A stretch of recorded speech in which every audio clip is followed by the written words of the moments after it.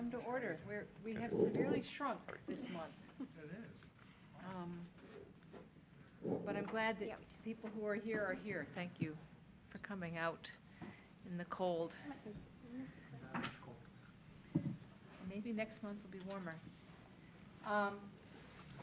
So, you want to do a roll call? Yes. So I've received regrets from the following commission members who are unable to join us this evening. Michael Fern is out of the country. Liz Margolis is at a PTO meeting. Prashant Gururaja has a conflicting AATA board meeting.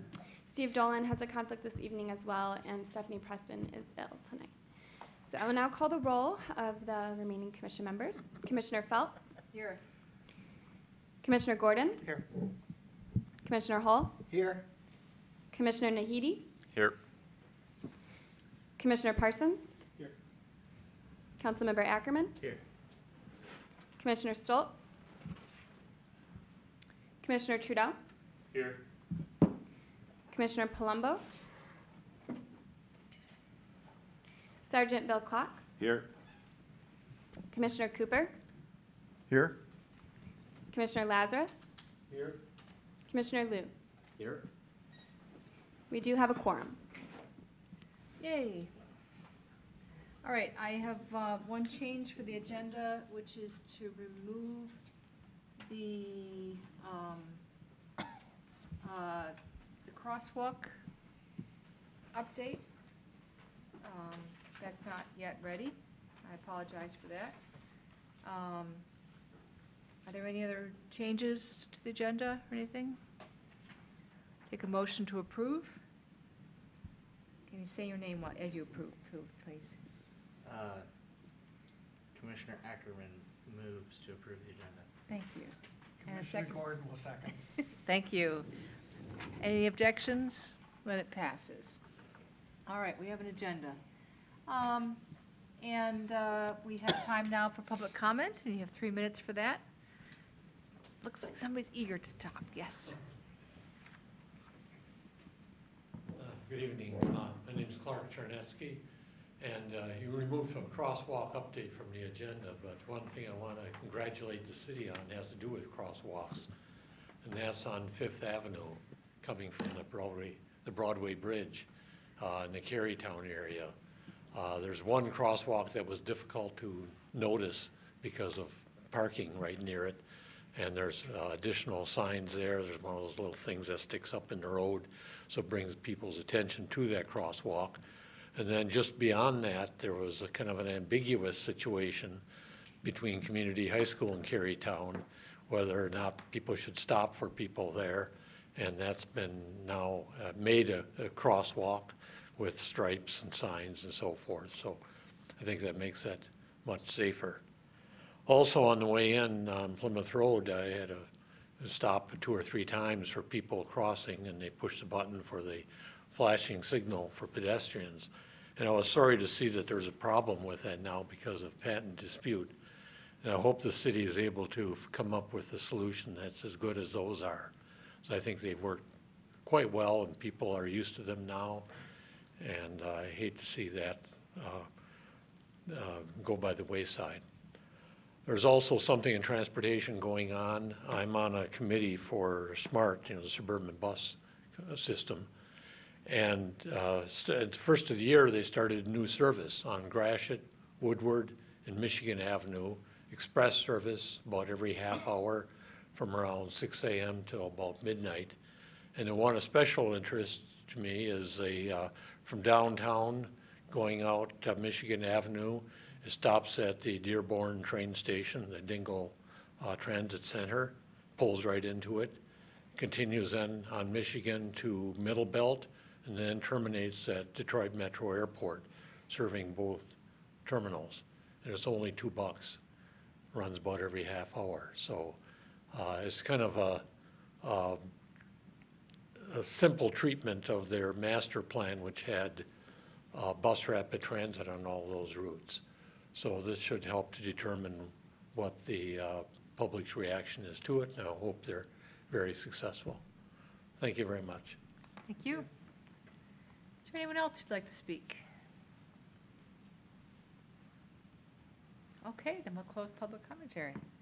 Thank you. And next we have the minutes to be approved. I'll take a motion to approve the minutes, or unless there's any corrections or additions. Okay. Commissioner Trudeau has moved, seconded by, Commissioner Ackerman. all right. All those in favor say aye. Aye. Any opposed? Any abstentions? Okay, we have minutes then. With that, we have some old business, but I want to just start by acknowledging that we've had a bit of changeover in the commission already. It's less than a year. And I just wanted to take a moment to thank the 3 people who have already departed, and that would be Councilmember Smith and the Ann Arbor Public Schools, Marios Demetrio, and also the RTA appointment, Lucas Regstad. They weren't here long enough for me to pronounce their names correctly. But I just wanted to acknowledge the service that they did provide to the commission. And I guess you already welcomed Councilmember Zach Ackerman. Liz Margolis can't be here tonight, and Carmine Palumbo is also a new person. So we'll just keep trying to keep up with each other. And with that, we have the charter revision, which was requested. And so we just want to go ahead and approve this unless there's any changes or suggestions or questions. But this was the idea.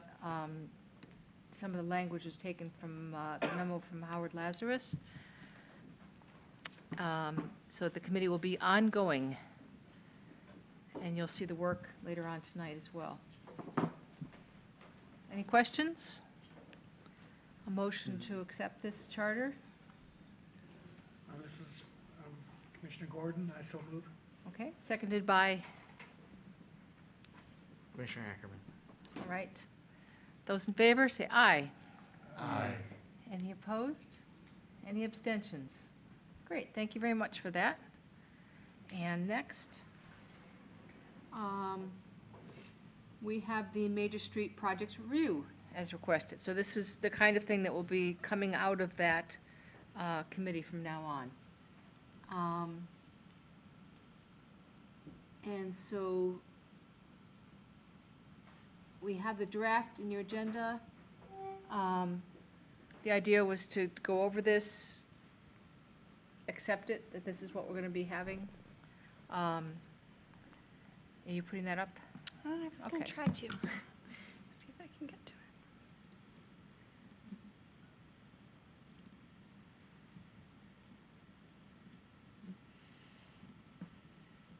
And did we want a vote on this, or just, okay. Any questions or comments? So the fiscal year 2018 project listing is shown here, and then scroll down the fiscal year Do 2019 my fellow projects. committee members want to say anything about this?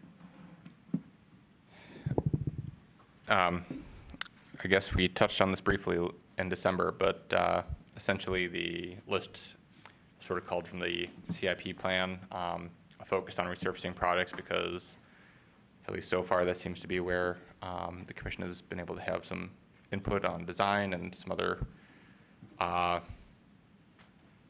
guess, some elements that are both time sensitive but also amenable to input. So resurfacing seemed to be the biggest area where we focused, certainly not exclusively though. And after sitting down with city staff, Kayla and Nick Hutchinson, we came up with this list based on what work was still outstanding for 2018 and 2019. And I guess that's all I'd have to say. But Thank you. Okay. So a motion to approve this list? move. Okay, For Sharon seconded by, I will second Robert Gordon. okay. Those in favor, say aye. Aye. Any opposition? Any abstentions? Great, then we have that list. Thank you, Kayla. And thanks to the staff for helping us get there.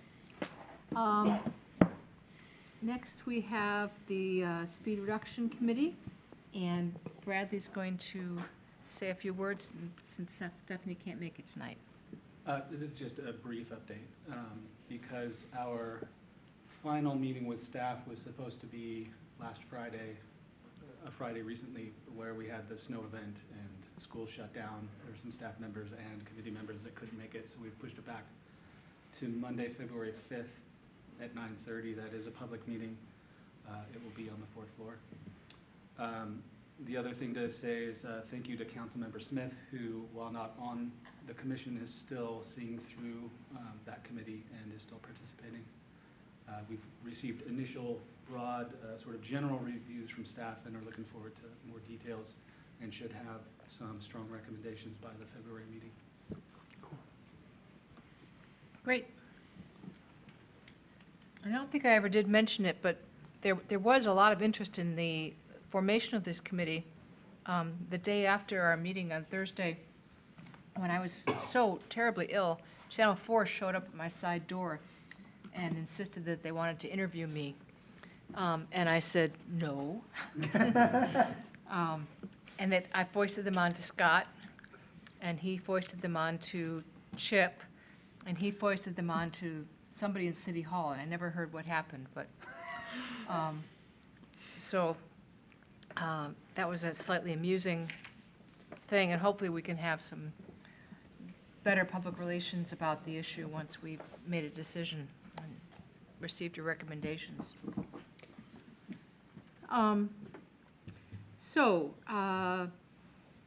We next want to talk about the meeting dates, and we're going to go ahead and approve these. Is that right, Kayla?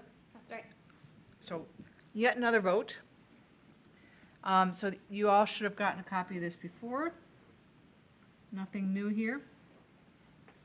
Well, I think these dates have changed from the ones you had up last week, or last month, right? Right, so based on the feedback that we heard last month, that, so there are a number of meetings where we have holiday conflicts this year, where our meeting needed to be bumped from our regular third Wednesday due to a holiday either falling on that day or a holiday falling on a Monday or Tuesday, and then city council bumping, planning commission bumping, which led to our meeting. We remember this discussion. So previously, the calendar laid out a revision from third Wednesday to third Thursday in most of the cases where we had conflicts. But we heard that there are other meetings that take place on the third Thursday, such as the AATA meeting, board meeting, the Washtenaw Biking and Walking Coalition, and a number of commissioners had concerns about third Thursdays. So what you see now is in, I think, all cases where there was a conflict where we needed to move from third Wednesday, it's now second Wednesday. I think there might be one that, yeah. I mean, today we're on a Thursday, but after that, I believe we follow second Wednesday. And one to note is before Thanksgiving, we provided that in the doodle poll to get your feedback, because that is not a city holiday, the Wednesday before Thanksgiving, but recognizing that many commission members may have challenges attending a meeting. And based on the responses from the doodle poll, there was significantly higher participation. There was enough concern about potentially not meeting a quorum that it made sense to move to the November 14th, which is a second Wednesday. Does that make Okay. sense? So a motion to approve this. Okay, and seconded by? All right. All those in favor? Aye? Aye. Any opposed? Any abstentions? All right, we're committed for the next year. The next item is the work plan, and this is a living, changing document, so we're actually not going to vote on it as much as essentially accept it. So I do urge you to look at that and look ahead. and particularly look for those items which you think should be added to it. And the further in advance, the better. Any comments or questions about the work plan? Thanks to Kayla for putting that together. That's a lot of work. Thank you, and thank you all for the feedback you provided at the last meeting. I think we incorporated those changes, but please take a look and let us know if we missed anything, or, and as Linda Dan said, if there are other items that come up, it's can continue to be modified, particularly later, some of the later months into the fall. I'm sure that those meetings will fill up as we get closer to the dates, but. Yeah. I had seen that it looked like AATA on their agenda was considering doing their millage in August because RTA is considering doing theirs in November. So I'm guessing we're going to have to move that up if that is indeed the case. I think that ended up in July. It's, what I have has it October 17th, or is that? That was the last version. So in Legistar, also just for clarification, the Legistar file, you would have seen 2 attachments to that file. So you have the old one there? The old one remains, and then the new version is added as well. Just to keep all of the associated files together, and we don't want to lose the history of what we presented to the commission. Did it be marked draft 2? Yeah. Okay. Any other comments or questions on the work plan? All right.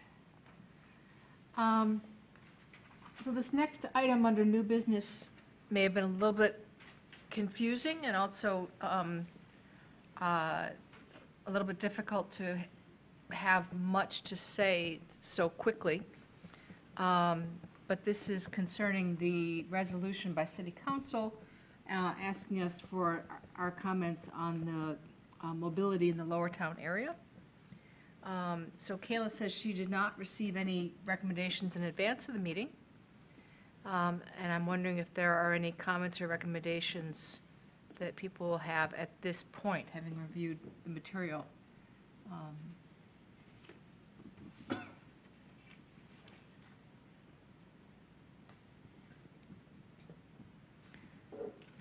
So this might indicate that we just don't have enough information. I assumed there was going to be a presentation on this, so. If we were going to be acting on it in some way, I assumed that there was going to be more, Yeah. but I don't know. We have not prepared a presentation, but the staff involved with this are available to answer questions. Commissioner Liu and Nick Hutchinson, city engineer, can probably help out if needed to answer any questions, if there's something you need more information about.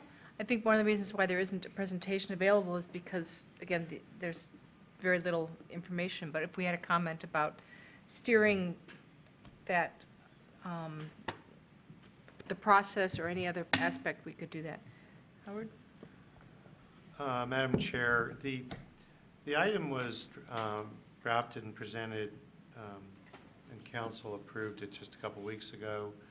It was, the intent is to recognize that with development, both in Nixon Road, on Pontiac Trail, as well as the approval of the 1140 Broadway development, and the university's intent to build a parking garage on Maiden Lane, that we should try and get ahead of any issues that are developing. The area in and around Broadway to Plymouth, Pontiac Trail, that whole area down and around Lower Town is already difficult to navigate through at certain times of the day. So what council has asked staff to do is come back with a scope of work to look at mobility leading to and through the area.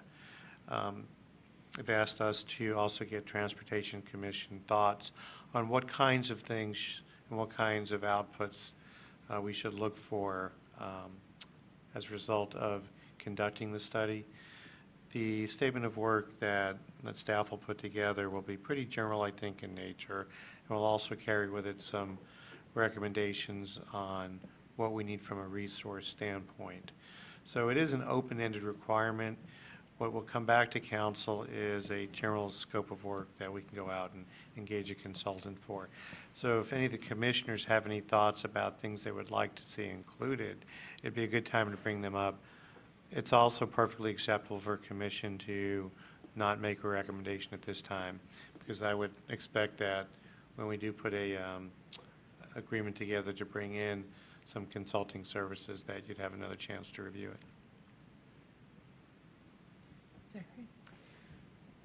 Thank you. I was glad to see the proposed scope of work. I think it's thorough, and I do really appreciate that staff took residents' input and expanded it from just the that kind of epicenter of traffic at the corner of Broadway, Wall, Pontiac, whatever other streets converge there, and expanded it up the Pontiac Trail corridor, considering the growth that's happening on the north side of town. One item I noted is there is a reference to the AAATA Transit Improvement Plan, but that's the, at least as far as I could note, only reference to AAATA. Is there, I guess, could you expand on how staff envisions public transit being incorporated into this study?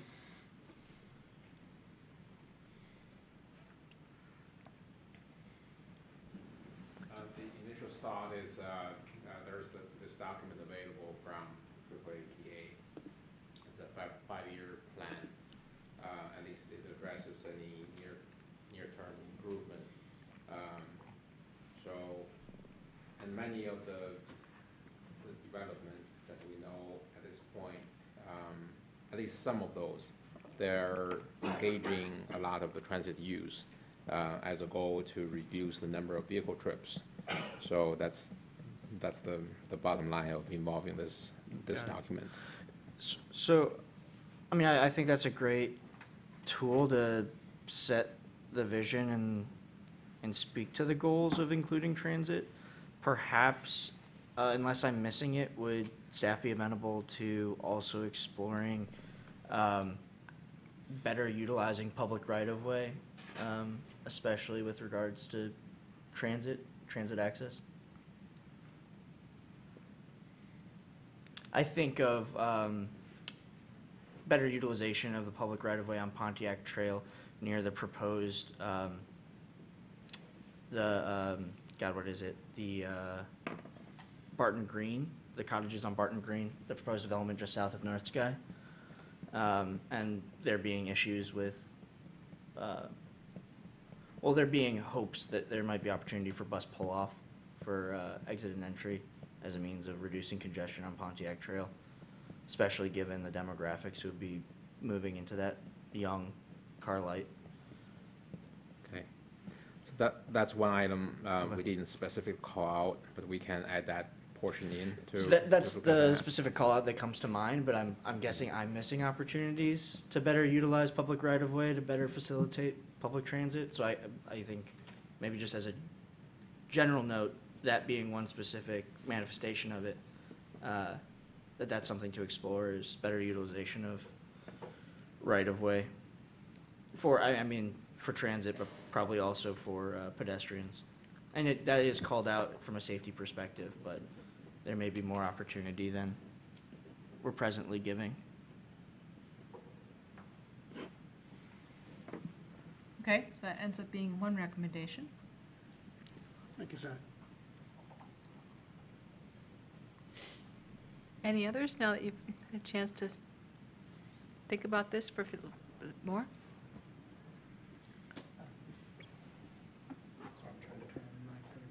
I do know, or noted that Northside Steam is at least mentioned in the document, and that, I don't know if this is the sort of place where Ann Arbor Public Schools and their push for safety gets incorporated to a mobility study, but there is a lot of overlap between cut-through transportation and our arterials that run through there. And so, I think it's captured in the document already, but I want to make sure that that was the intent of that mention of Northside Steam.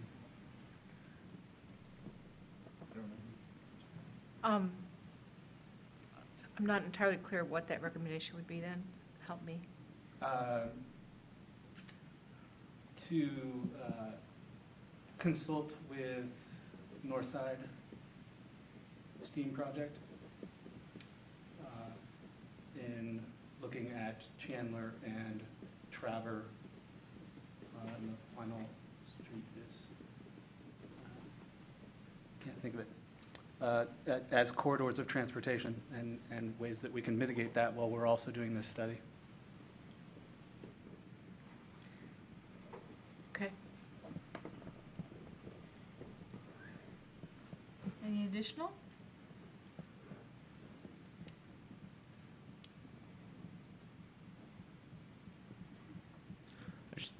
Any other comments? I'm sorry. I just want to add an additional thanks again. This is incredibly thorough and I think takes the resolution that council passed and the goals that council intended and grows on it and instead of limits it. So very grateful.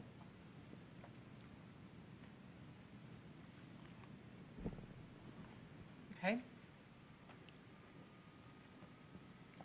So it sounds like we have two recommendations to send back to council. And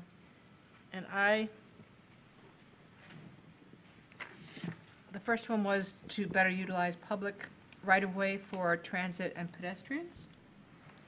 And the second was to consult with the Northside STEAM program, which would be the Ann Arbor Public Schools,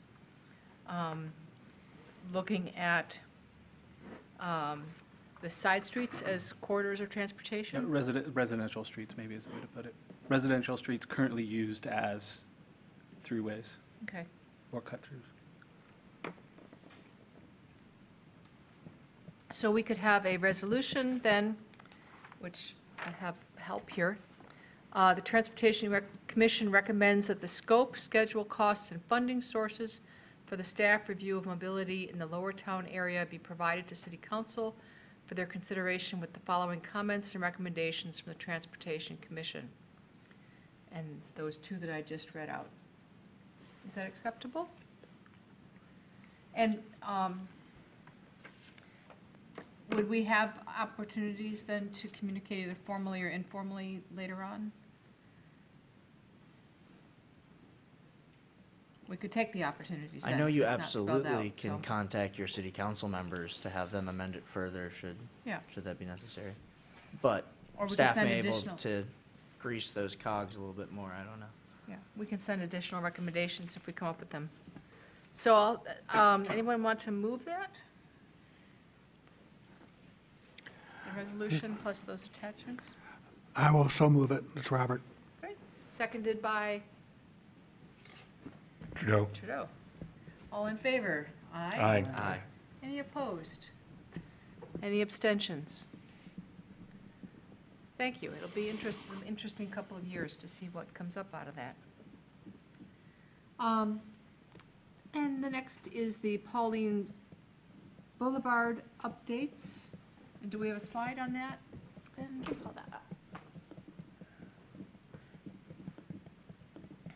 And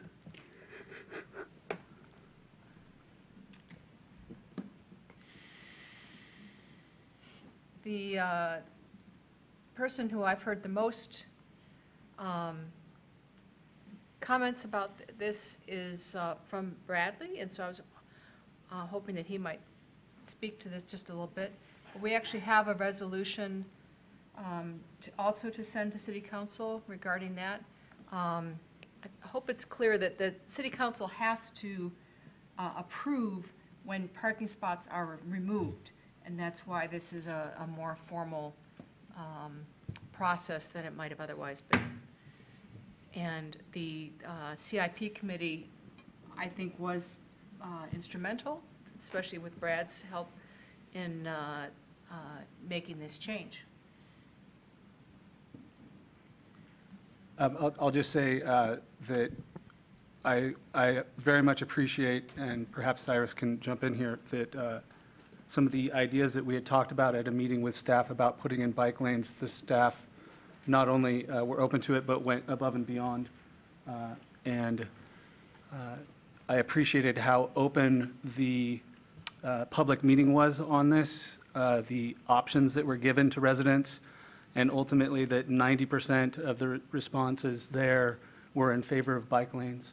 And looking through, it looks like 70% of the residents are also in approval of removal of parking on one side.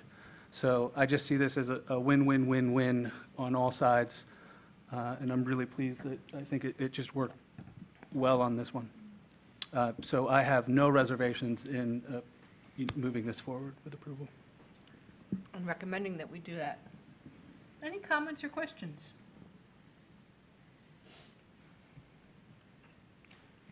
Of that, oh, sorry. Yeah. Of that 70% and 90%, how many votes did Wendy Ramson get? She lives on, the former planning manager of the city of Ann Arbor lives on that block. She's not, she's further east. Oh, okay, sorry. And a former student of my father's as well. Okay. Okay, then, who would like to move the resolution? All right, seconded by? Gordon? Okay, all in favor, aye? Aye.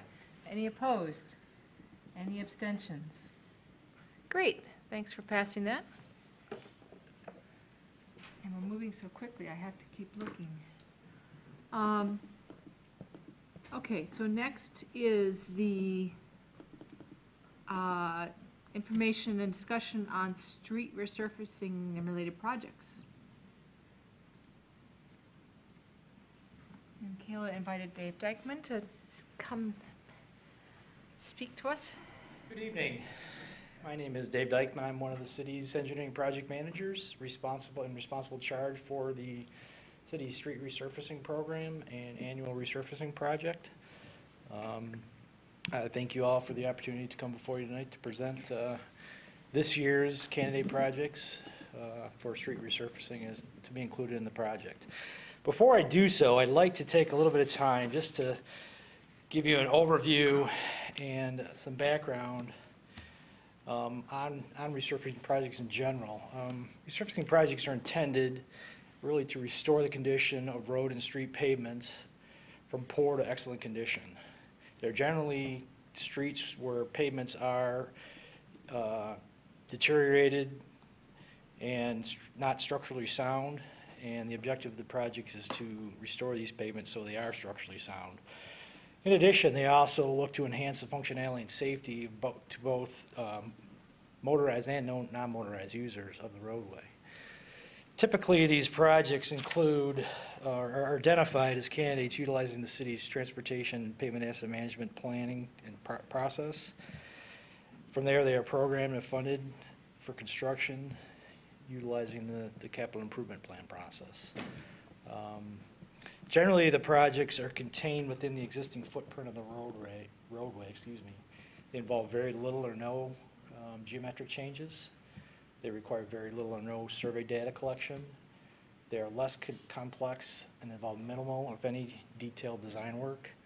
They also typically require no additional right-of-way or easements in order to proceed with the work.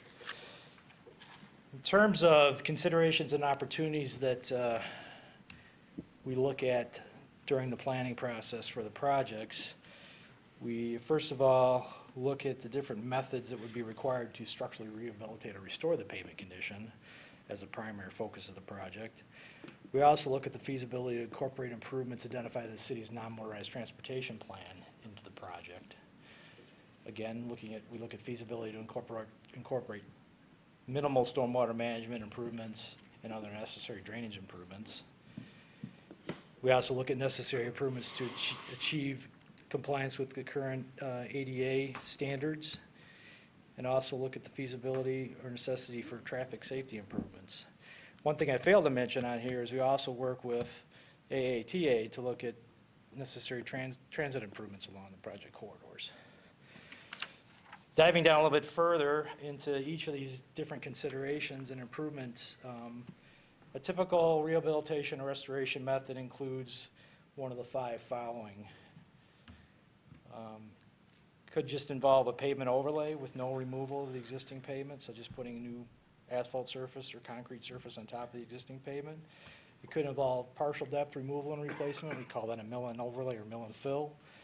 It could involve localized pavement repairs using full depth removal and replacement combined with an overlay or mill and overlay. It also could involve full depth removal and replacement with base repairs. That's considered a more robust rehabilitation effort. And lastly, pavement pulverization, regrading, and overlay. That's not something that we typically do in the city because that's generally done in a more rural type setting and a more rural type cross section where there's open ditches and drainage is handled that way. So, but it is an option that we do have at our disposal. Looking at typical non-motorized transportation, near-term improvements that are identified in the plan. We look to potentially add bike lanes, narrow traffic lanes to reduce speeds, reconfigure traffic lanes such as elimination of on-street parking, a road diet, or what we call a 3 to 4 or 4 to 3 lane conversion, sometimes even a 4 to 2 lane conversion, mid-block crossings, in addition of sidewalks or asphalt paths. These are generally areas where we're filling short gaps located along the project corridor.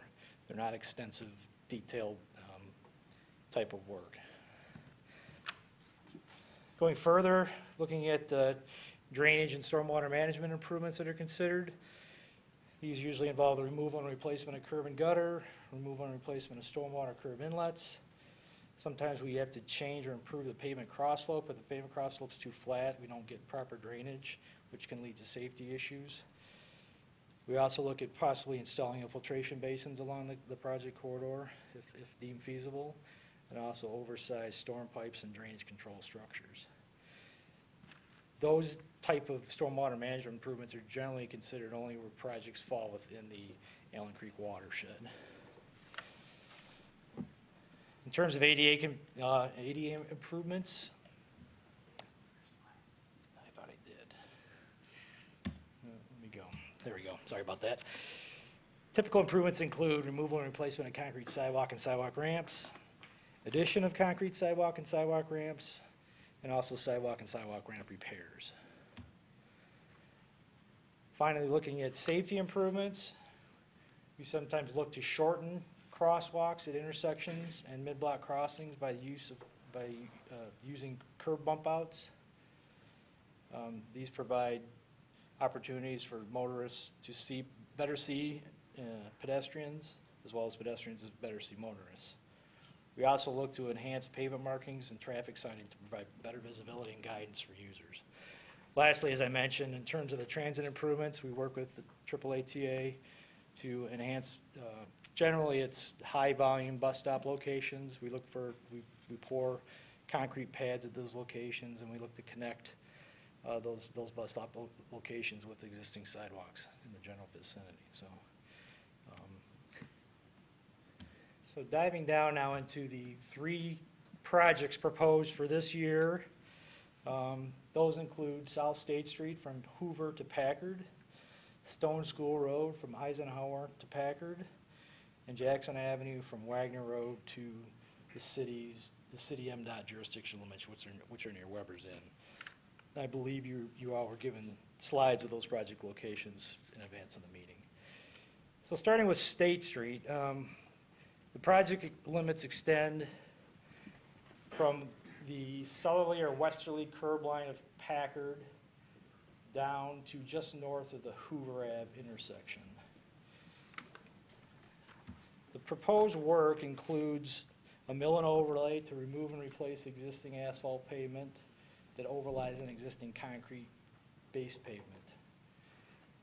Once we do that, we'll look to repair any failures in that concrete base pavement as required. We'll also remove and replace any curb and gutter segments that are deemed necessary, driveway openings, sidewalk ramps, which primarily are at the corner of the intersection at Packard and South State there. It's shown there on the print on the slide. And then we also look to place new pavement markings, install or replace newer or aging signs, and restore any lawn or turf areas that were disturbed by the construction activities.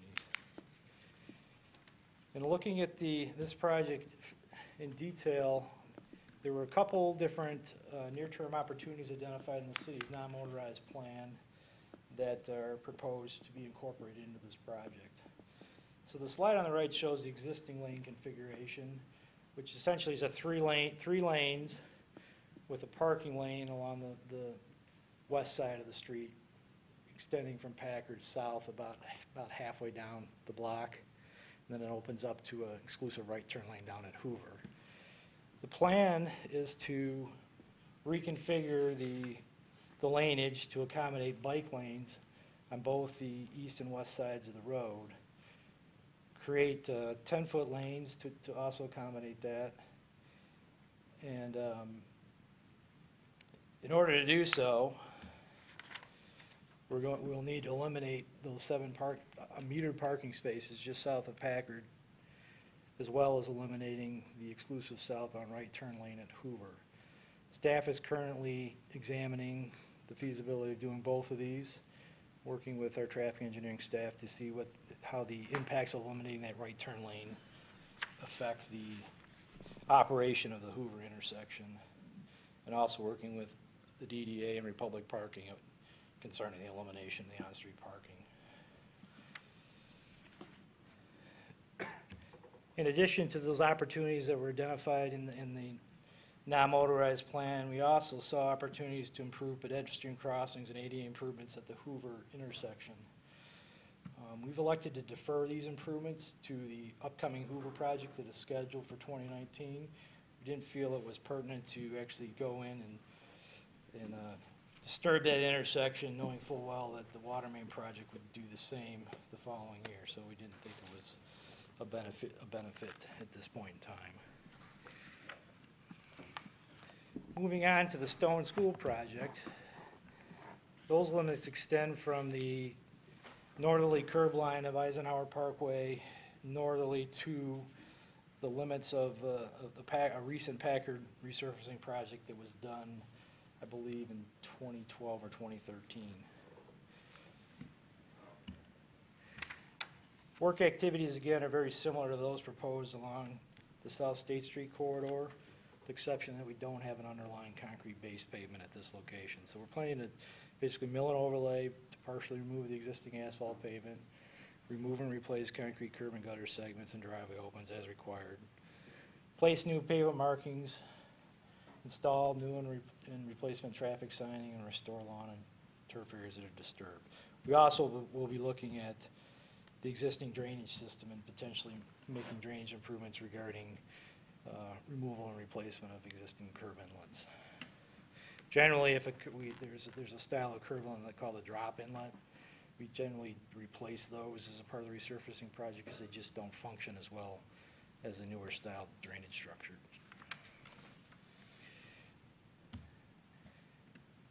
With regard to proposed near-term opportunities identified in the city's non-motorized transportation plan, those opportunities included the reconfiguration of the 4-lane roadway to a 3-lane roadway and the installation of bike lanes along both the east and west side of the roadway. This is something that we are proposing to do as a part of this project. The existing pavement width out there looks like it also will allow us to install what we're considering as buffered bike lanes. It's about a 2-foot buffer that we're able to achieve by narrowing the lanes to 10 feet to a 10-foot width. Other opportunities identified in the non-motorized plan included a new sidewalk along the east side of Stone School Road in this segment, and the reconstruction of the existing HMA path with a new concrete sidewalk, which work was completed earlier this construction season. With regard to the new sidewalk, we're not planning to incorporate that into the project plan. It is a very complex sidewalk project beyond the scope of this resurfacing. Currently, it's been identified through the city's sidewalk gap program, but has not been programmed at this point in time.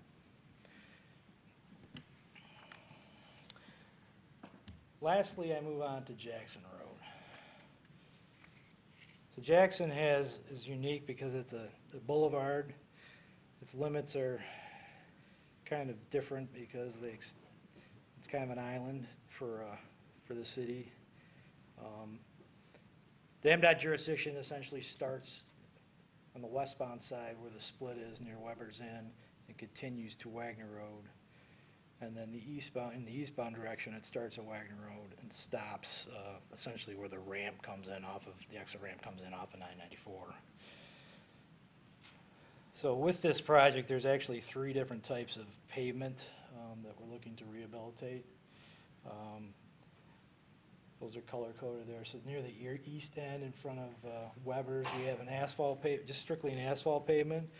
We have a concrete pavement that picks up heading westbound, that crosses over the I-94 exit ramp, that continues to approximately where the turnaround is there in the median. And then from there, it's a concrete pavement with a asphalt wearing course overlaid with a concrete overlaid under concrete.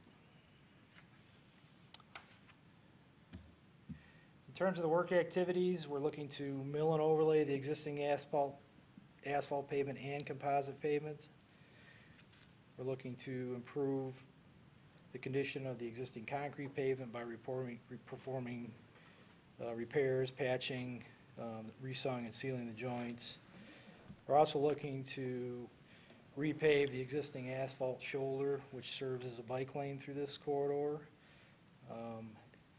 Looking to improve the aggregate shoulders beyond that asphalt shoulder, as well as placement of new pavement markings, new and replacement traffic signings, and again, restoration to disturbed areas from the construction activities. If you look at the various different types of pavement areas located along the corridor, so the asphalt pavement here is essentially the area between the new Hampton Inn and Weber's Inn on the south side. That area has an existing bike lane that was built as part of the Hampton Inn Hampton Inn Development Project a number of years ago.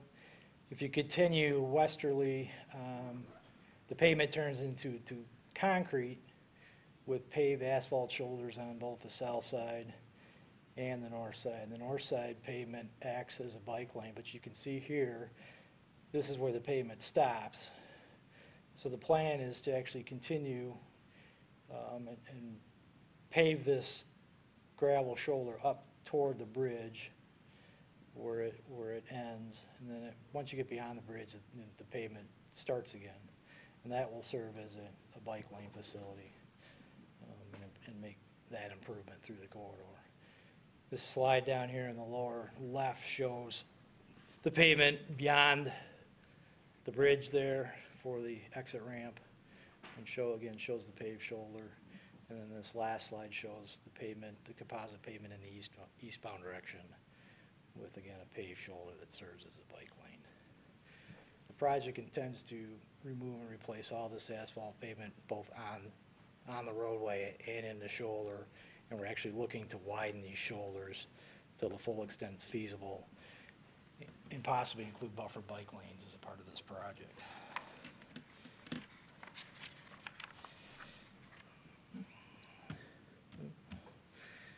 With regard to the near-term opportunities identified in the city's non-motorized transportation plan, there was a mid-block crossing identified east of the project limits. We are currently working with the Michigan Department of Transportation to study this crossing, and we are awaiting the results of their study.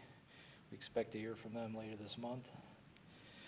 There's also the need for a sidewalk identified along the south side of the road extending from Wagner easterly to Park Lake Avenue. A portion of this walk is proposed to be built by a new development that's proposed on this site here. That development will pick up the sidewalk from where it ends just east of Wagner and continue it through its site. And then there is a project programmed in 2020 to extend that sidewalk from that point down to Park Lake. So again, that sidewalk will be addressed separately from this project.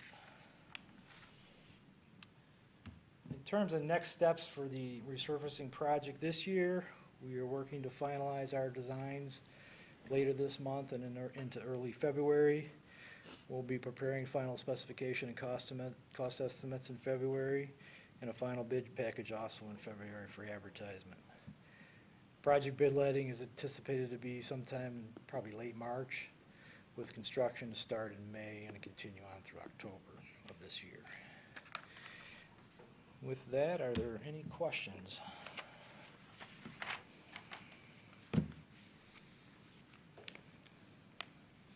I have a number of questions, but I can start. The easy one is, what's an HMA path? Hot mix asphalt, so Okay. HMA is another term, is our technical term for asphalt. Okay. And then I have two other questions. One's kind of a very broad general question, not specific to these projects, but people keep saying Ann Arbor has the worst roads. And in the 70s, I think there was talk about how the bases had all been laid improperly, and that was why things were so crumbly. And I would just love to hear your perspective on, you know, how much of that is measurable truth and how much of it is just people being annoyed with roads.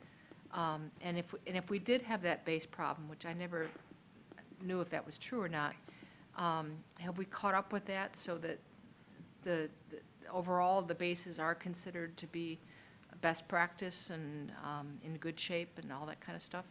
Well, when you're looking at bases in general, I mean, yeah, there were practices in the 70s and even into the 60s where pavements were placed right on top of clay soils, you know, not soils not conducive to paving upon. And that practice has changed. Now, specifically regarding resurfacing projects, we generally don't do anything to repair the base, you know, unless we're going down and removing the entire pavement, the entire asphalt pavement or concrete pavement. And then we'll look to do base repairs as required. But we do geotechnical testing and take soil borings in advance of our project work to determine what that pavement cross-section is. So if the condition of the pavement is such that, you know, it's not one that's considered appropriate for resurfacing, then we would go in and reconstruct that that pavement and rebuild the base, the sand subbase, the aggregate base, and the entire pavement section. So, but are we subpar compared to other cities, or are we above the average, or? I don't really have a good idea on how we really compare to other cities. I don't know, Nick, if you really know.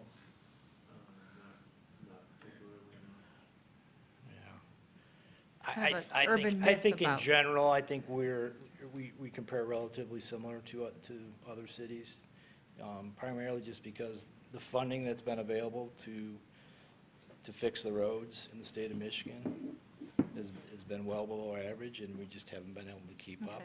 You know, they've attempted to pass funding bills here more recently, and you know, with some success, but it's still not enough. Yeah. So. My other question was that you kept referring to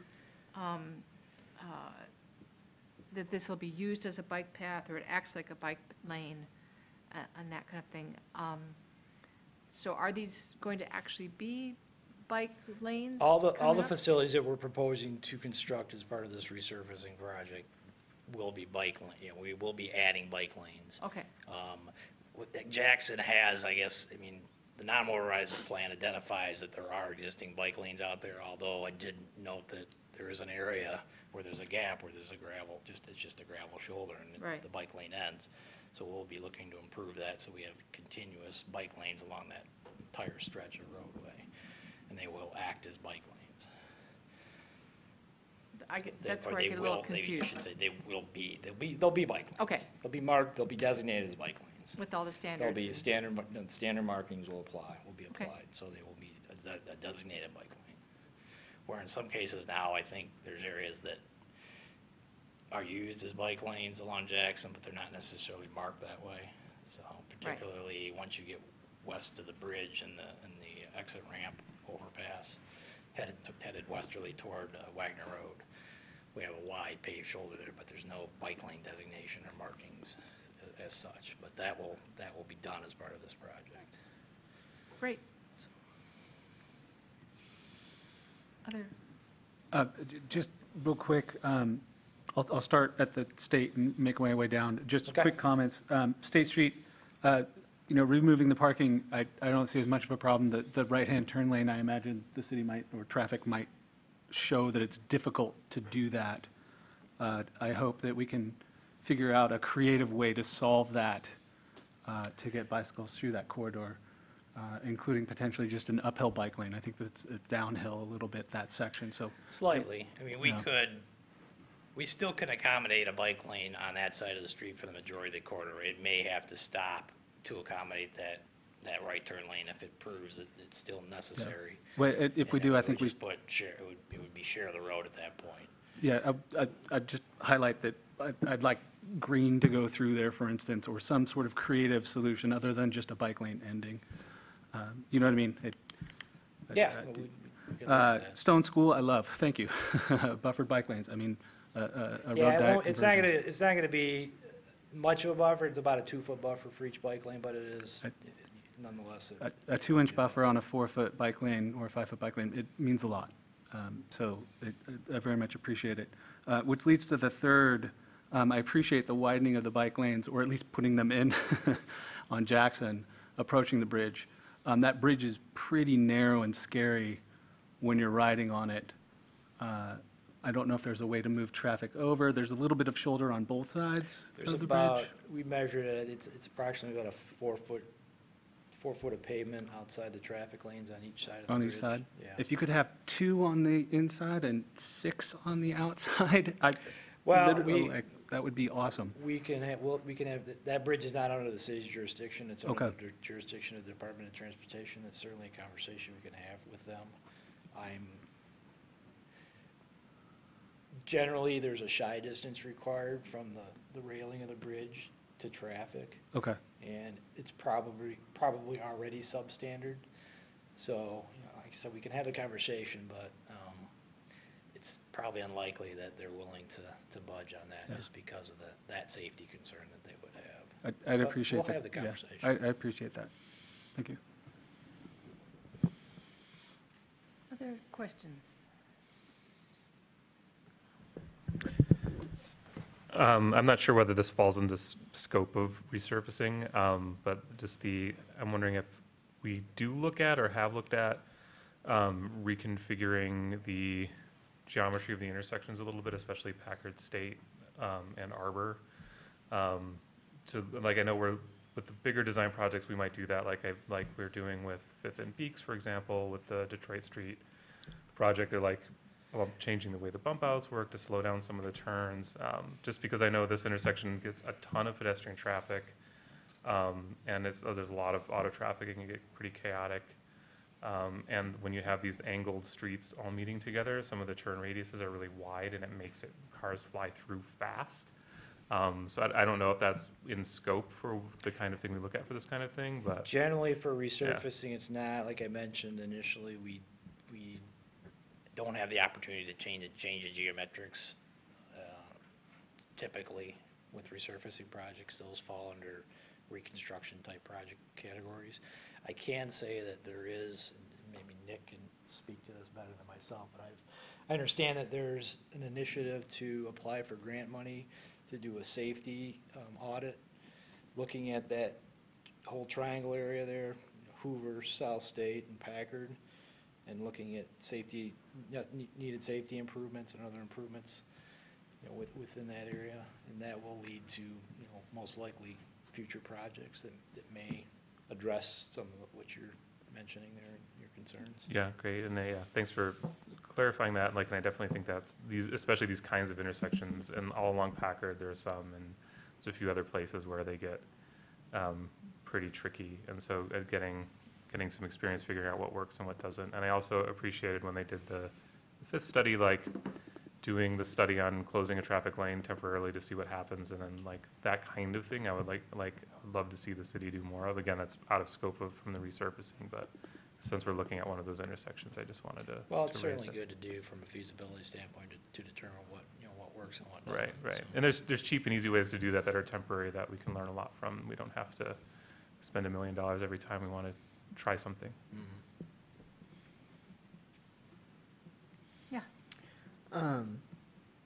Thank you. I think everyone is very grateful for the work that you do. I just don't know if they knew they should be grateful to you. So thank you very kindly. It's good to have you out here and get the presentation. I wanted to turn to the State and Hoover intersection and the ADA crosswalks. So I guess, could you expand a little bit on what that'll look like? I know right now you're only able to cross State on the from the north side of Hoover, and the south side crosswalk, there are limitations just because of curb cut on the east side Yeah, of right, State. currently, I don't believe I think there's curb cuts for Okay. crossings of Hoover. But not for State Nothing at on all. State. Okay. There's actually a signalized crossing on the north leg of State, but there are no ramps or curb cuts.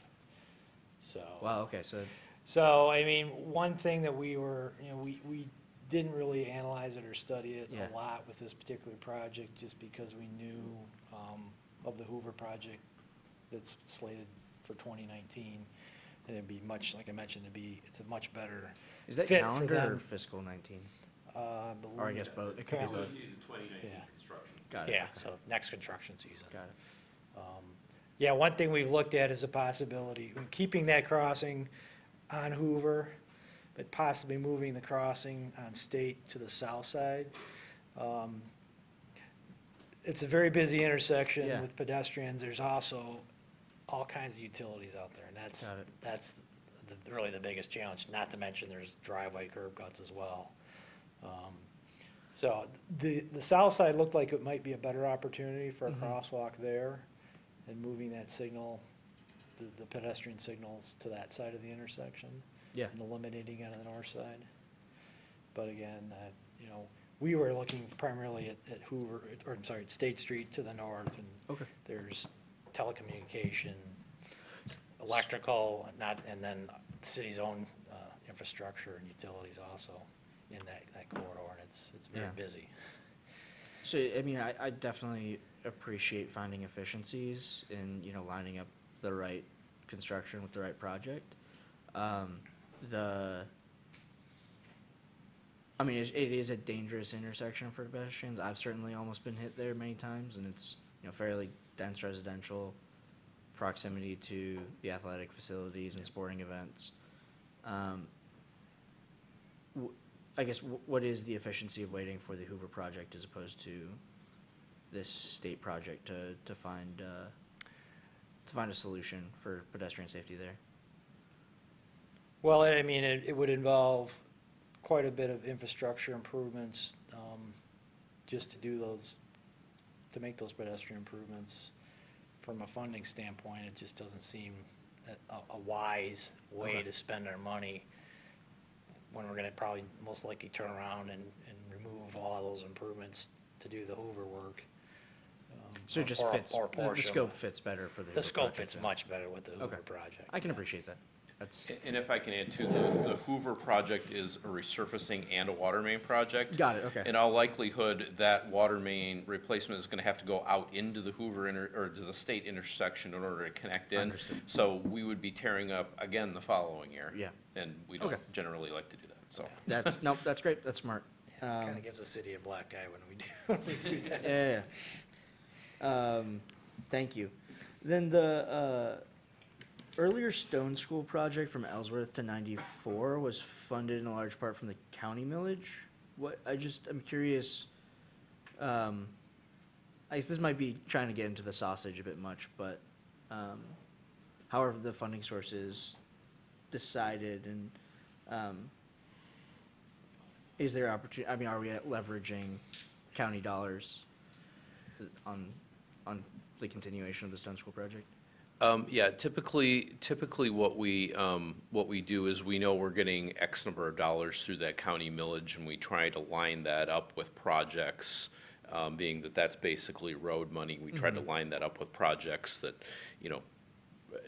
typically on more major roads, we look to use that money on, and, you know, trying to balance out the work with the money that we're getting from the county. So it's somewhat arbitrary in terms of, you know, which projects are funded by the county millage and which ones are funded by our own millage. It's really all It's a bit street fungible. dollars. So, what? Yeah, it's a bit fungible, which a dollar is a dollar once it gets into the pot.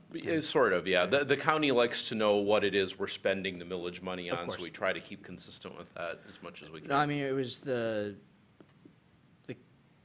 resurfacing or the complete street project from Ellsworth to 94 is such an enhancement from the former state, and Yeah. getting this coming all the way up to Packard is pretty exciting, so. Yeah, and that project, the Ellsworth I-94 was actually a federal aid project. Oh, okay.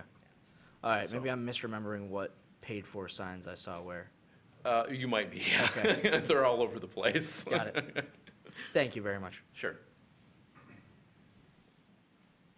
We have a few more minutes for questions or comments, if anyone has them. Yeah.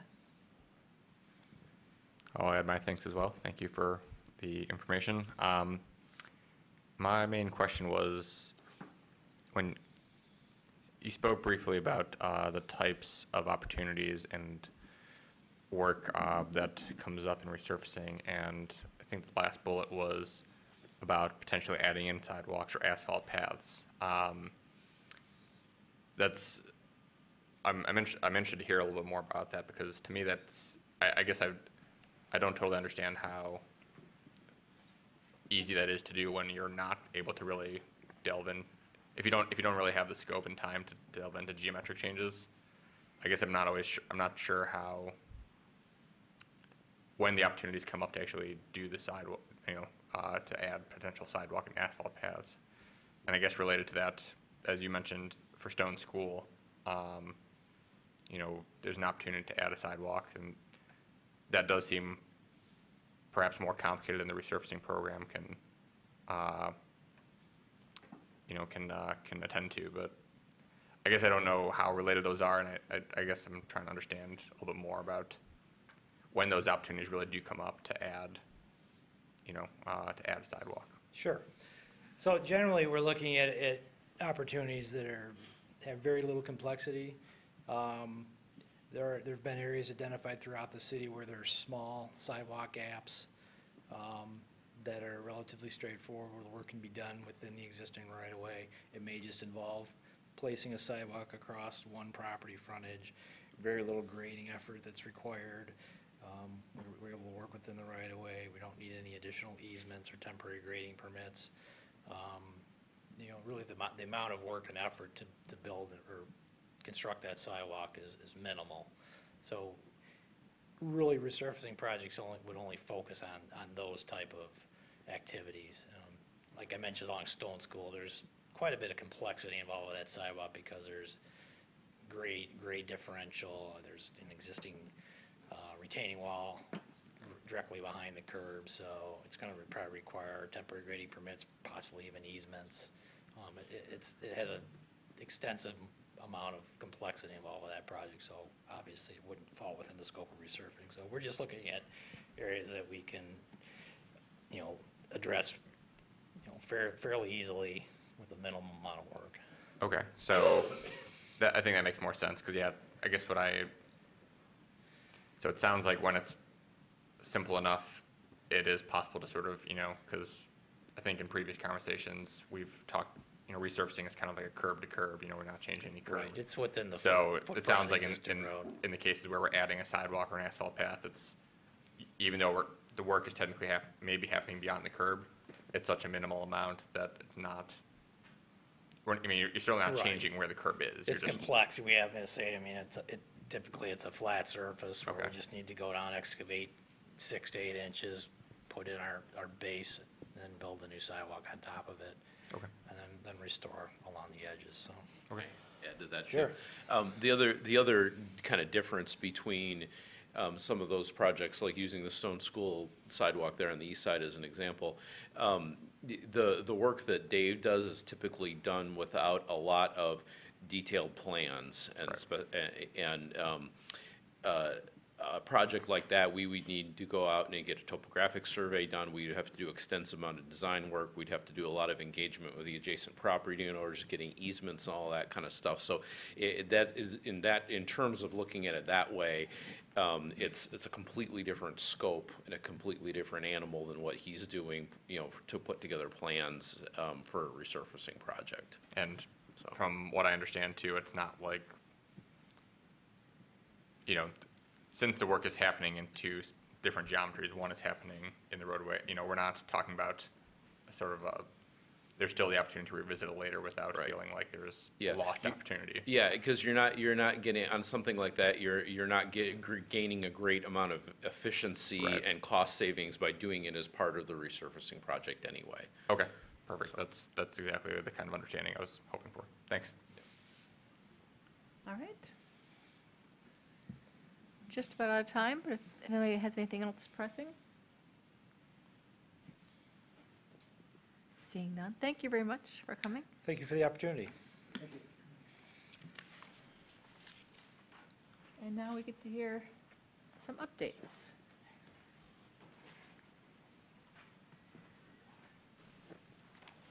Thank you, Chair. Good evening, everybody. So for my usual update, first just to start off, this is the first update for 2018. So some new projects, and right off the bat, the big thing is our construction projects are items that were in the last report back in the planning and design section, because those are now moving on to construction. And so really just to run through those, the big update in this report compared to others is we do have some anticipated construction start dates for those projects. So Dave has just shared with you the resurfacing project and those major projects described there, and there's a link for folks to go out as information and developments for the project continue, so you can use that link there. And the sidewalk repair program will be starting in a similar time schedule this spring, getting that out for an April or May construction start and begin repairing sidewalks in town. And then really just to hit on the quick highlighting of the construction schedule for the projects that we have listed. Pauline Boulevard, as folks discussed with parking, that's anticipated to begin this May. Scioto Church, again, early season with April or May construction. Got to get that in before football season. Be working a bit around the schools, but mostly in the summer. The Fifth Avenue project in the downtown, a project the city and engineering has been working with the DDA. Construction is anticipated to begin actually early, an actual March or April construction with that. And 7th Street improvements, which more of a actual minimal in terms of the surface treatment, but taking advantage of that opportunity to upgrade the markings along South 7th and enhancing the bike lanes through there is expected to begin in mid-June. Sidewalk gap project in and of itself for filling sidewalk gaps, a couple of those more complex as Dave was describing in Green and Federal, will be later this summer. Some design work still needing to be done there. And just really a reiteration, because this is still as it was shown in the last report, but the Allen Creek berm opening, a very major project, is still slated for the summer, and a real unique opportunity. I believe I emphasized this last meeting, but it'd be real interesting that the project will be shutting down the railroad for a 24-hour period to build both a stormwater tunnel and a pedestrian tunnel underneath that railroad and get the railroad back in operation. So if anyone's around town late July and as a backup rain date in August, something you might want to see from a safe distance. So there'll be lots of videos taken and things with that. Next, down to the school safety improvements, an item that has been of interest by the commission, staff, and the community. Just wanted to highlight and point out there that moving into working with the Tier 3 items, which is more at the elementary and neighborhood level and locations within the city, and that's really not going to be implemented as a single project, but as described, is going to be more opportunities where some of the work will be done by city crews, whether it's enhancing markings with our efforts, some more minor work, or done with other projects, in particular the sidewalk repair program. So we'll be done that in multiple different instances and different opportunities. Then I want to take just a moment. It is described here in the update report, as mentioned during our public comment. Update, if folks haven't heard, about our RFBs. And to boil it down, the Federal Highway Administration, which governs traffic devices, had in place an interim approval for RFBs for some time. So they were approved, but it wasn't written in stone, so to speak. And the specific issue surrounding it is that the RFB device that is in use and that folks see here and other places has a proprietary situation with it. Somebody has acquired a patent, and once you get into a standard, especially at a federal level, they don't want to have a standard in place where you've only got to go to one vendor and keep it general so that it can be done broadly, cost effectively. And there's been a lot of discussion and chatter amongst the transportation, engineering and planning folks the past month and a half before the holidays. And so RFBs that have been installed can remain. So though the approval has been removed, at this point that's a going forward item. If they are in place, they're fine, they can remain. As of now, if one were to fail due to age, wear out, under the current situation, that couldn't be replaced with the exact same one. But ours have certainly been here more recently. We're not anticipating that whatsoever. And there's efforts nationwide as to how are we going to get past this. It's known that they're effective. So it's an issue everyone across the country knows. Lots of effort, lots of attention. I forget the name of the conference that's taking place, I think even this week. One of the several transportation conferences among either planners, engineers. It's going to be a hot topic among many folks. So stay tuned for that, and we will be providing updates to the commission and the community on that as well. Not too many updates, really nothing to highlight in designing and planning with the holiday season, really not much added there. And so the last update, just to highlight, updated from our last report, was at the back in the traffic calming program, that the petition and request for Blewett Drive has advanced to the stage where we're now going to be in the public meeting process for that, moving that request forward with direct engagement with that community and see what amongst the toolkit of options and see where that results. And so if at the end of that results in a recommendation of improvements, construction of that would be likely to occur in the late summer, fall of this construction season potentially. So those are the updates I would like to highlight. Any questions you have for me? It says that the 7th Street improvements are in the final planning stages and construction starting in mid-June. I was under the impression that the CIP committee had asked to seed those plans. I see nods of agreement, so I'm a little bit surprised that it looks like it's happening very soon, relatively speaking.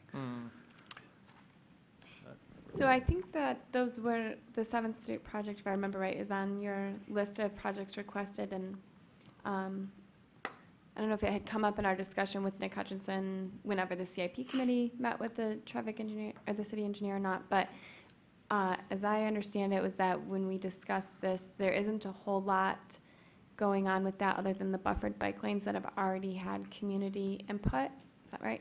So we can discuss 7th Street, but we're curious because we would need to know more what is the commission interested in, because the project that's currently planned has already been vetted through that community and had a public engagement process, and its installation, it's following up now a few years later on what was already discussed and presented at community meetings. So I think, 7th has repeatedly come up I can think of at least 5 times, and it's not just me who has been mentioning it. And the specific concern is that the buffered bike lanes end and then pick up again, and that's 5 times over 1.4 miles. So that's not really a bicycle corridor, it's buffered bike lanes that abruptly end for fairly large sections to accommodate turn lanes. And so the commission, or at least the CIP committee, would like to see and look at those plans and see if there is room to do something else, or at least talk through potential creative solutions. I don't know, but it's a controversial topic, a controversial section of roadway. I mean, we all know 7th has been very confrontational. For the CIP committee not to see it seems a little bit strange. Just as a fine point, Commissioner Parsons, that the section of discussion with the community doesn't include currently buffered bike lanes, just as existing. So this project is to actually install buffered bike lanes.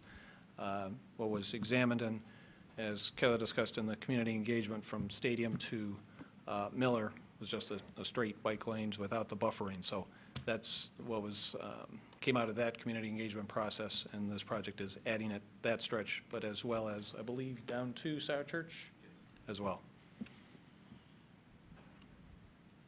Sorry, I didn't quite follow. So right now, the bike lanes from Stadium up to Huron Street and even Miller are just the standard 5-foot lanes without the buffering. And so what this project is to get the buffering in there as part of the surface treatment, and then using safety dollars that were,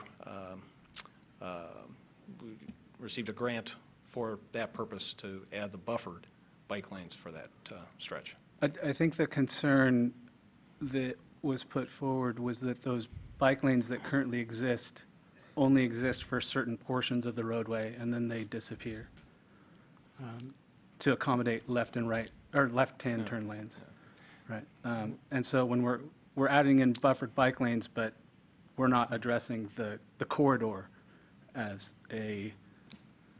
Well, I don't know if we can, I can't speak to the design specifically. I can certainly speak to the multiple community meetings that we had, because I was helping to lead those, that it was definitely a major effort with the community to end with that, and the big thing has been the funding to install the buffered, but in terms of the specifics through the intersections, I haven't been part of that design necessarily, but the main issue and trying to work through the options of what could fit in there, the end result was to install the buffering through the length of the corridor, and we've been waiting for the funding to come our way to be able to implement that recommendation. So this is a process question more than delving into the content right now. And that it was part of the request to review that. And I think what you're saying is that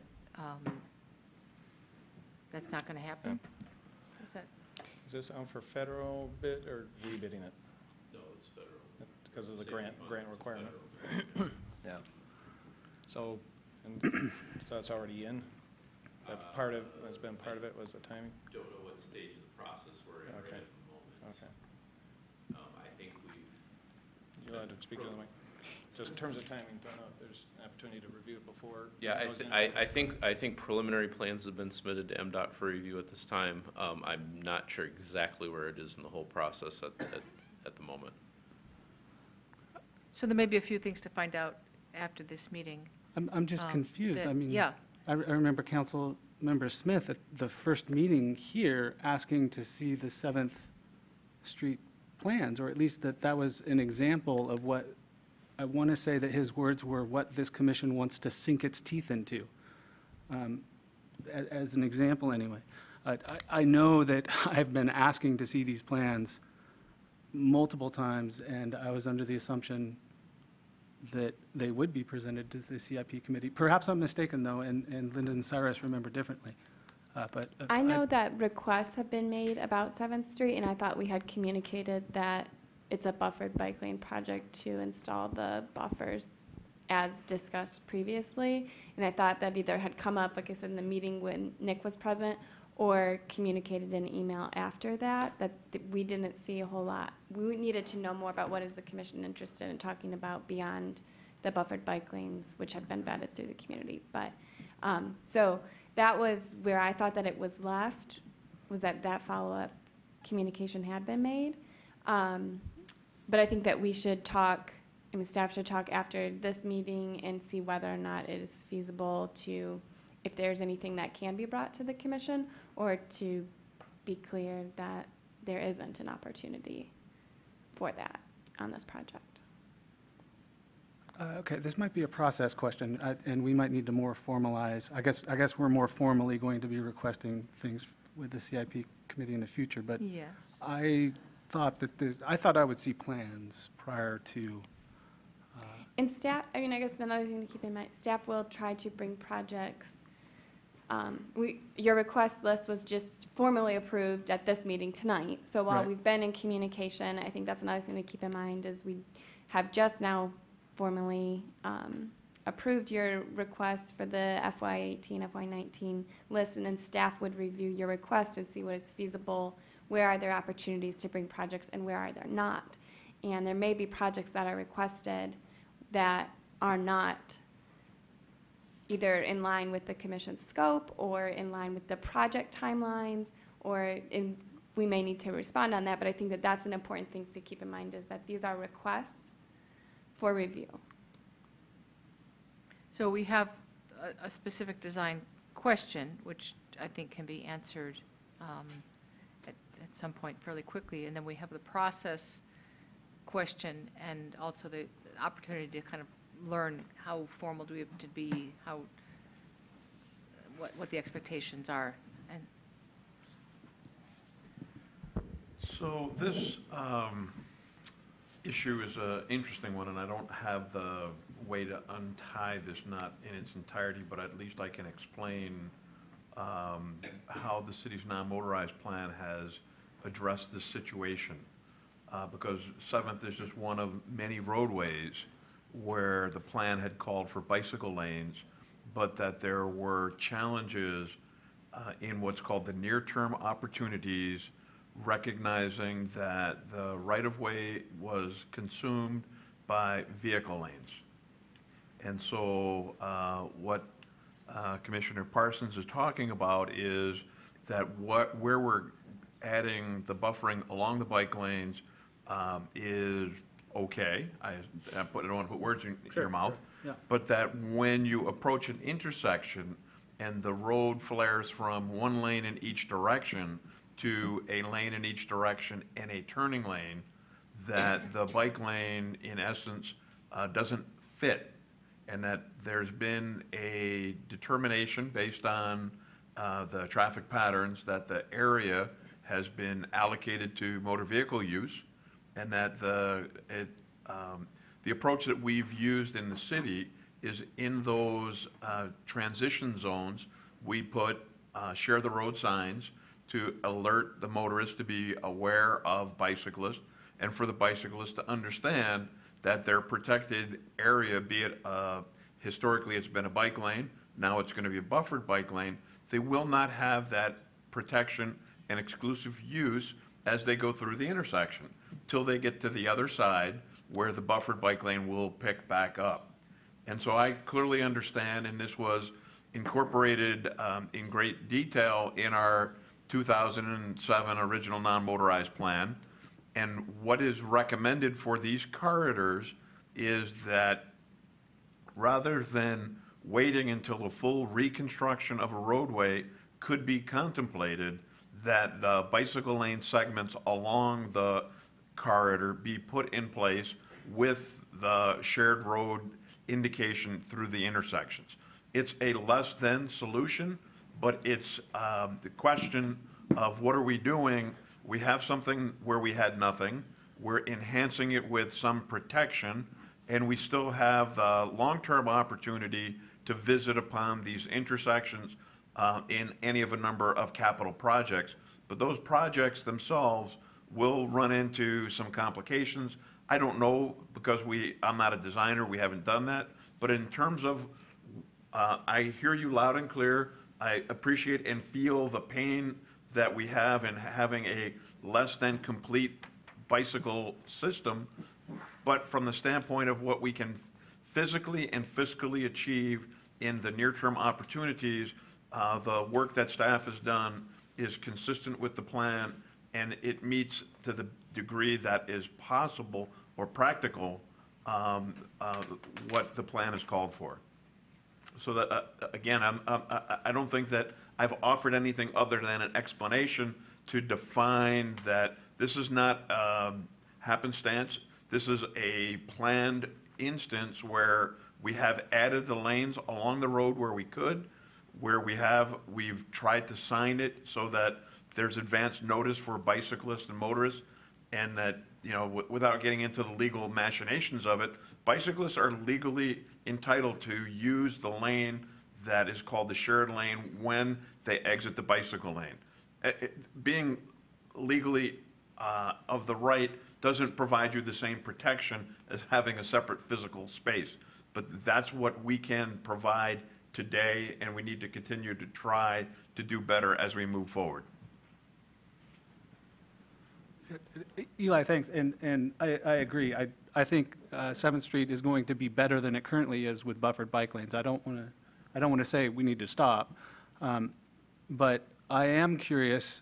You know, maybe the CIP committee looks at these plans and says, "You're right. This is the best that's possible out there," but I don't know what they might see. They might see that a one-way on an uphill bike lane, maybe we could squeeze that in. Do we? You know, at least talk through, can we add a roundabout at Madison? What would that do to traffic instead of a left-hand turn lane? I think besides what might occur, my understanding was that the CIP committee would see the 7th plans and that there would be time for them to look at those plans. And it now sounds like, depending on how you say it, sorry, those plans aren't going to be available. Let me see if Nick kicks me from behind or throws the knife in my back when I misspeak. But I think what we could certainly do is the plans as they have currently been developed at whatever stage they are and whoever has them, certainly that can be shared with the CIP committee to see what's proposed and planned at whatever stage. And that's an information sharing, and I think it's entirely appropriate. Okay. I think the one thing to highlight, and even as described, Commissioner Parsons, just as you mentioned, roundabout or other things, I think a big thing with this, and even back to Mr. Dykeman's presentation, this project is even more limited than even the resurfacing in that this is literally a surface treatment, where it's not even, it's putting a coating on top of the existing pavement. And so moving any curbs, even adding curbs, it's really, that's beyond the scope of that project, that because of the length and distance of it, just for the surface treatment and the added striping, we're into the financial numbers to fit that in. So, but to at least see what's currently proposed and see, yep, if through any other modifications, and this is where Nick has to take over because it's his staff I'm talking about, what could be fit in with that. I think that could certainly be shared with where we're just to expand on that a little bit, I have no problem with what Crescent said, and we'll get a copy of wherever we're at on them right now available. The surface treatment part of this is actually only one part of the corridor. The surface treatment is actually not even the entire corridor. Most of the project is just the buffered bike lanes and I think some crosswalk improvements, markings and things like that. So that's the majority of the project. So for most of it, we're not even, making changes to the pavement at all. So it's a very limited scope for this project.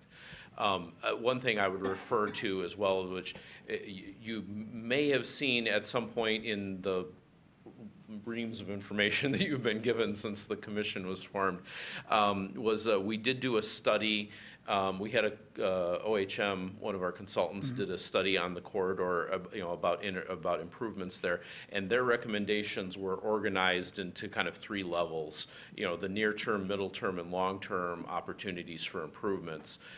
We're in the middle term right now. The short-term things have already been done, which were additional signage and some things like that.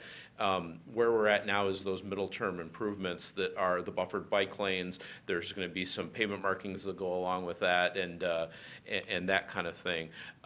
The things you mentioned with like roundabouts and things like that, those are the longer-term improvements, which are going to keep doing that, which are going to require larger capital investments in order to make those things happen. So those things are going into our capital improvement planning process when we do the next full CIP later this summer and fall. And they will show up as projects in there to be prioritized with all the other needs in the city. Is that the level, Nick, that you see the commission or CIP committee coming in and discussing design? Absolutely, yes. Okay. I would love to see the plans as they currently are. And I Yeah, we assume can, the others I'll on talk CIP. to my staff and get copies of what we have right now available to the That'll be provided to the whole commission. commission, Yeah. okay. Yeah. Thanks. To the process part of it, just so that we're not in a situation like this before where people thought there were expectations and they may or may not have been met. How would staff appreciate the commission proposing a change to a work plan to, say, see these plans ahead of submission to MDOT, or any hypothetical situation like that later? How best can we express that to you? There is a Google form for the Transportation Commission where there's an opportunity to request agenda items.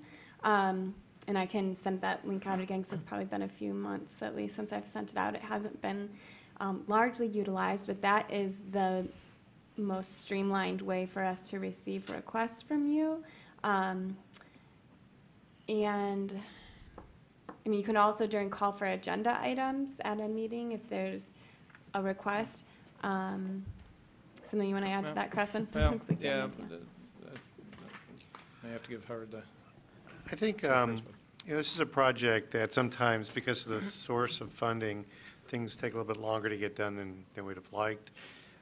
And there's a transition from life before the commission to life after the commission.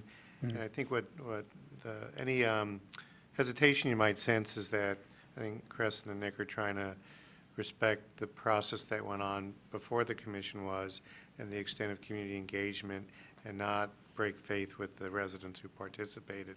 But I think as you see things that are living life after the commission, I think they are respectful of the process. And the input has been, I think, the ask of what you want to see has been timely. The input's been timely. We just have some things that span pre and post commission that kind of do not dance around, but make sure we're respectful of all the efforts that went in beforehand. Yes, that's exactly, Howard said it very well, was my point. We're still in that transition of things that were already in place. So the example we just even described where those new larger improvements that are going to go through the CIP process and see where they're programmed, that's the perfect opportunity, and that's as we evolve and go through the full CIP process, the commission's now in place, and it's meshing the work plan of the commission along with the work plan, if you will, of CIP and project implementation, so we can get into a better cycle of the appropriate time to get the input and feedback well before anything's going to MDOT and as things are even being developed conceptually so that they can be addressed and reviewed and answered through that early process. So we're just in that process, that transition of, as Howard put it, pre-commission to commission up and rolling with project process. Great. And being a new commissioner, I won't make you bring things back to commission with Zach on it. So, thank you. Appreciate the work. But I think Kayla and I particularly can look at what happened with the interest of, do we have the processes in place now to correct that? I think we're much closer, Yeah. with the committee work. Okay. Yeah. And just not to belabor, but another fine point, the commission came on board, even our CIP process itself. This year was a adjustment year, as we term it, and as Deb explained. So much different approach when Deb comes back, or however the CIP comes back to you folks. It's going to be a refresher in that it's a much larger, much broader, much more robust process than what we did this year, where really in terms of what was done was really a tweaking of what was already in place, whereas this summer and fall, as Nick mentioned, much more involved, and we're looking at the entire 6-year program. So a lot more things to look at and ability to align input with those project implementations. Thank you for the updates. I have, Oh, sorry. yep, go ahead. So I didn't even think that would be my most That was your short one. contentious question, Crescent, I'm sorry. That's all right. The RFBs and the situation there. There's a lot of people down in Ward 3, and Zach's ears should probably perk up, that the RFB at Packard and Easy Street has not been installed despite it being listed as installed on the maps, and there's already been some construction begun on that location. I am very much hoping that that counts as installed, and if it doesn't, there's going to be some angry people at Allen Elementary School, including myself. I know there was one location that we had already purchased the RFBs, or they were on order. I don't know that that's the location or not. I don't think it is. And unfortunately, if we hadn't already purchased, the interpretation we got was that if something was already purchased and in process, that it could still go up. We are looking very thoroughly at alternatives. And I just don't have much to share on that right now, but we are trying to seek out something that will do the same thing but not be patented. So that one, unfortunately, I don't think is one of the ones that we've already purchased the equipment for. So I think there was only one remaining one, and I'm drawing a blank on the location off the top of my head. So I guess a follow-up question would be, why wasn't that purchased and put in a timely manner? And I just want to point out, I'm looking at it, Nick, right now. 18 months ago, I emailed you about this very crosswalk and how dangerous it was. This has been on the minds of citizens in this area and people that go to Allen Elementary. They've been waiting for this thing to go in. I've been patient. I'm sitting on the commission, and I've asked, the last response from Crescent was, well, fall's not over yet. And now suddenly, I'm sorry, you're not going to get your RFB. As you're looking for alternatives, man, this intersection has to rise to the top, because that is simply infuriating. And I'm coming from a position of understanding, understand that I understand that there are things beyond your control, beyond the city's control. This is at the federal level. But there are parents that are not as engaged who don't, they see that as a failure on all levels. So if that's the case, that it can't go in, let's make sure that it can't go in, and then let's try to work together to figure out a solution quickly, because there's a lot of folks that were anticipating that going in. Thanks. Okay.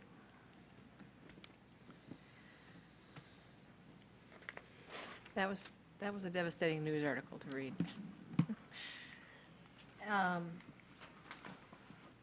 Can we move on to liaison reports? Thank you for coming for the updates. Okay, any liaison reports from those who are representing? Yeah, so I represent the Commission on Disability Issues, and well, we've been talking a bit about like winter maintenance. But in snow and like the issues that happen, that the fact that sidewalks like aren't cleared off, that's the individual property owners.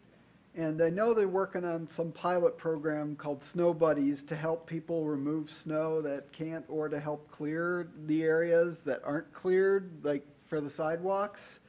And that I guess they've been waiting for grants, but that hadn't been.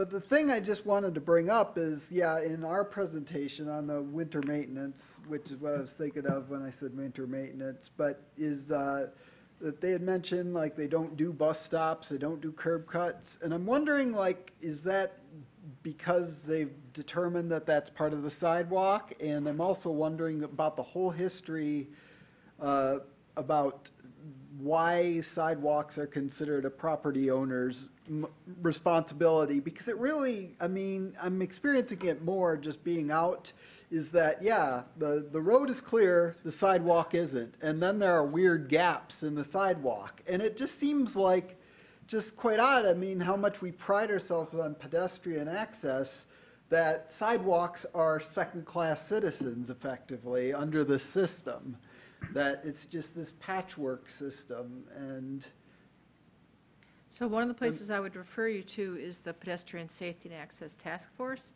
which did a tremendous amount of research and recommendations on that item specifically. And I can also put you in touch with the two people who are on that committee who have even more to say. And the parts that were accepted by City Council and the parts that were rejected. And certainly the Snow Buddy project, which is the Water Hill area, yeah, is ongoing. It's in its third year now, fourth year. So I'd be happy to put you in touch with those people as well if you had questions about it. yeah, I mean, yeah, I'm kind of wondering, because it does, to me, not knowing all the history and all that, it does seem odd that we kind of make sidewalks a second-class citizen for snow removal. Essentially, just, we don't treat them on the same level as roads. And I kind of want to know more about why this is, and just because, yeah, noticing it more. And So the people involved with that could potentially do a presentation to the Disability Commission as well. yeah, I mean, I'd like to know more about in the bus stops and that too, because like why they aren't cleared. I mean, I'm guessing it's because they're considered part of the sidewalks, and Yeah, so that information does exist. I would also note, we did keep sidewalk winter maintenance as a potential future discussion topic on the work plan, because this has come up before with this commission, but not knowing, again, what is it that the commission wants to talk about related to that. It could be an informational presentation. I think if perhaps any members of the Pedestrian Safety and Access Task Force wanted to come to give a presentation about the work that they had done, I think that could be arranged, or at least we could request that. They may be willing to do that, but it would largely be informational, hearing about their work previously. Great. Any other liaison reports? Good. Any other communications from commission members? All right. Then we have a request for agenda items for next time. You can say something now, and you can also, of course, submit it directly or through the Google. What? Yeah. I don't know if this needs to be an agenda item for next time, but I know everyone on this commission is anticipating an update on RFB, plans or solutions, or here's where we're at. I think. Okay. Yeah. Great. Any other agenda items? All right, and if there's no objections, then I will adjourn the meeting. One announcement. No, I won't. We'd like to announce that the next meeting is scheduled for Wednesday, February 14th at 7:00 p.m. in the second floor council chambers here at City Hall. So bring chocolate. All right, then we're adjourned.